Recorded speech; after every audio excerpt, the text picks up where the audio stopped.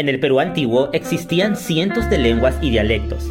El padre Acosta, que llegó al Perú en los primeros años de la conquista, contabilizó las lenguas en 700. Humboldt, más modesto, estimaba el número en 400. Y eso sin contar los dialectos que se extinguieron en el curso de la historia. Las relaciones geográficas de 1577 señala que prácticamente cada provincia hablaba una lengua diferente. Siguiendo esta línea, el quechua cumplía el rol de lengua oficial, el idioma unificador del continente, lo que vendría a ser el latín para Europa. Hoy conoceremos su historia. El quechua de los incas. Los incas se dieron cuenta de que era imposible fundar una gran nación sin una lengua que hermane a los distintos pueblos. Y por eso Pachacútec y Tupac Inca Yupanqui promovieron el uso del quechua en todas sus provincias. El quechua, también llamado ronacimi, era la lengua general que se hablaba en todas las regiones desde Quito hasta Chile, incluyendo la Amazonía. Funcionarios o maestros del Tahuantinsuyo eran enviados a todas las provincias para enseñar y divulgar el ronacimi, de modo que cada pueblo hablaba su lengua original y milenaria, pero también el quechua. Así lo afirma Raúl Porras Barrenechea. En Jauja, cada repartimiento de los 3 que tenía ese valle hablaba una lengua diferente.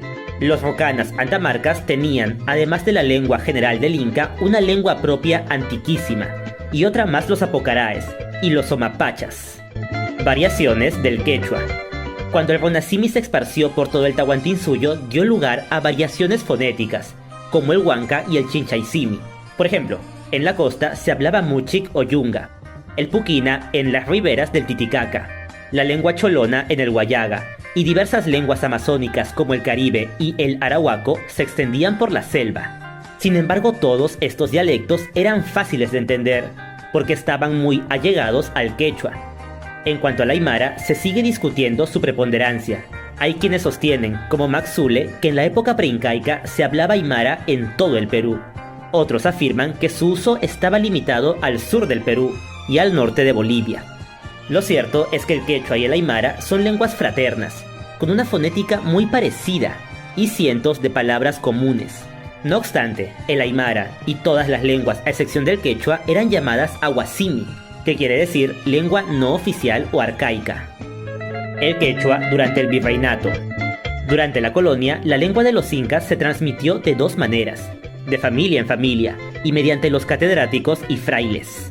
El primer documento en quechua fue obra de un español, Fray Domingo de Santo Tomás, que pasó 20 años aprendiendo el idioma con los nativos.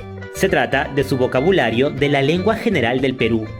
Hay en aquella tierra muchas lenguas particulares, que casi cada provincia tiene la suya, pero esta es la general y entendida por toda la tierra y más usada de los señores y gente principal y de muy gran parte de los indios. Luego aparecieron traducciones de catecismos, sermones y oraciones destinados a la evangelización de los nativos. Justamente, el primer libro impreso en el Perú fue una doctrina cristiana en quechua. Y en 1550, Rodrigo Pérez, uno de los hombres de Almagro, dejó en su testamento 350 pesos para fundar una cátedra que enseñara a los curas la lengua nativa. La cátedra era dada por naturales del Perú, como el huanuqueño Alonso de Huerta. Este dictaba clases todos los días, y los días de fiesta predicaba a los nativos. Por aquellos años cundió el entusiasmo por aprender la lengua de los incas, al punto que el propio arzobispo de Lima, Fray Toribio de Mogrovejo, lo hablaba. En su época, 23 sacerdotes hablaban quechua en Lima, y muchos más al interior del país. Incluso el virrey Toledo auspició su enseñanza, y para el año de 1577, uno de los 17 cursos de la Universidad de San Marcos era precisamente el quechua. Así lo justificó el virrey. El verdadero latín para enseñar el evangelio a los indios es saberlo hacer en la propia lengua de ellos. En consecuencia, en 1589 se determinó que la universidad no concedería ningún título de bachiller o licenciado si el estudiante no aprobaba el curso de quechua. Tampoco los sacerdotes podían obtener ninguna licencia si no demostraban dominar la lengua general del Perú. La edad de oro del quechua. Durante el siglo XVII se publicaron las gramáticas que establecieron las reglas para pronunciar y escribir el quechua que siguen vigentes hasta el día de hoy. El iniciador fue el padre Diego González Holguín, quien tras pasar 47 años aprendiendo las lenguas nativas, recopiló todos los vocablos conocidos hasta ese momento.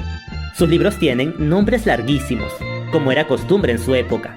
Por ejemplo, gramática y arte nueva de la lengua general de todo el Perú llamada lengua quichua o lengua del Inca, añadida y cumplida en todo lo que le faltaba de tiempos y de la gramática, y recogido en forma de arte lo más necesario en los 2 primeros tomos.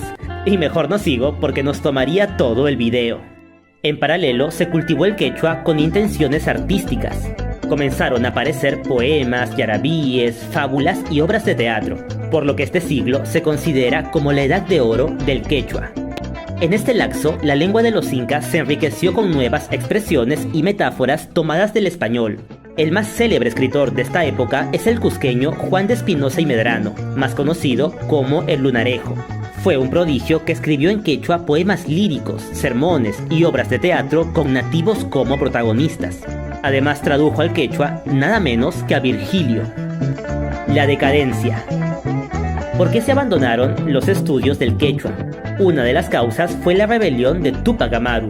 Para evitar futuros alzamientos, el virrey ordenó que se suprimiera la enseñanza del quechua y se adoptara el español como única lengua oficial.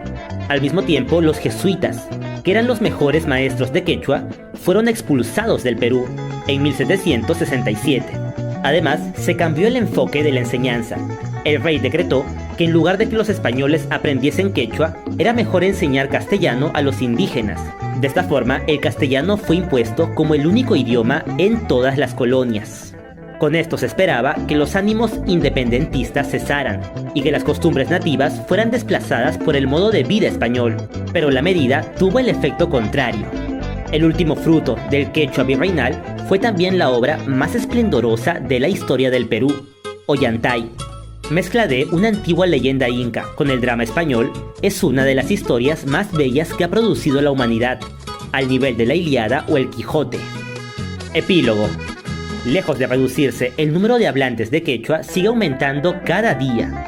Es una lengua que ha experimentado un justo renacimiento y que poco a poco empieza a ser reconocida como una puerta de entrada al mundo andino. Como decía Arguedas, no se puede comprender, y menos sentir los Andes, sin el quechua. Las plantas, los animales, los paisajes, todo está plasmado en quechua. Más que un idioma, es una manera de ver la vida. Nos vemos.